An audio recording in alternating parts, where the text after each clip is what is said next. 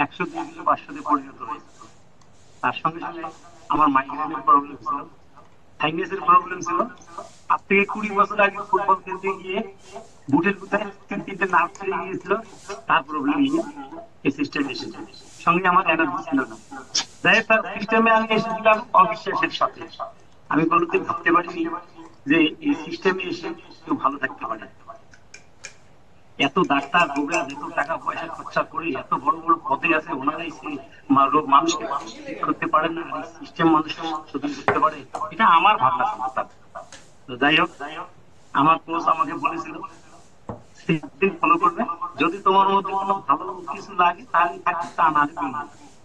কোচের কথা মতো আমি সিস্টেমটাকে 7 দিন ফলো করি।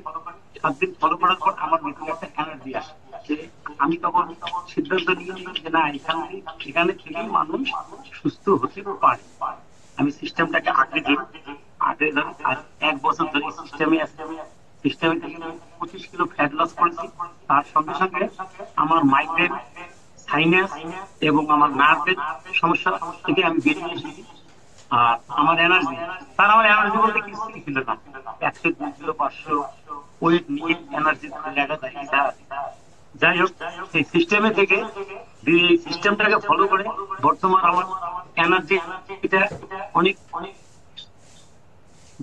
আমার এনার্জিটা অনেক ভালো হবে স্যার। আর আমার ফ্যামিলি সকলেই সিস্টেমের সঙ্গে যুক্ত হতে স্যার। আমার কত মিসেসের ওয়েট কিলো ছিল ওজন 68 কিলো। কমিয়েছেন? স্যার আমি 25 কিলো ফ্যাট লস করেছি। আরো আমাকে 10 কিলো থেকে 12 কিলো ফ্যাট কমাতে হবে। তো আমি এখনো আইডিয়ালে আসতে পারিনি স্যার। 25 কিলো ফ্যাট কমিয়েছে।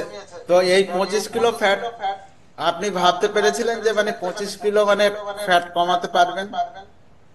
আর আমি কোনোদিন বিশ্বাসই করিনি যে মানুষকে স্বাস্থ্য দান করতে পারে বা এখানে থেকে মানুষ ভালো হতে পারে।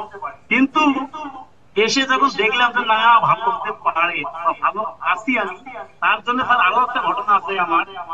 আমার দাদা আজ 20 বছর ধরে অসুস্থ। উনি 4বার স্ট্রোক করেছে।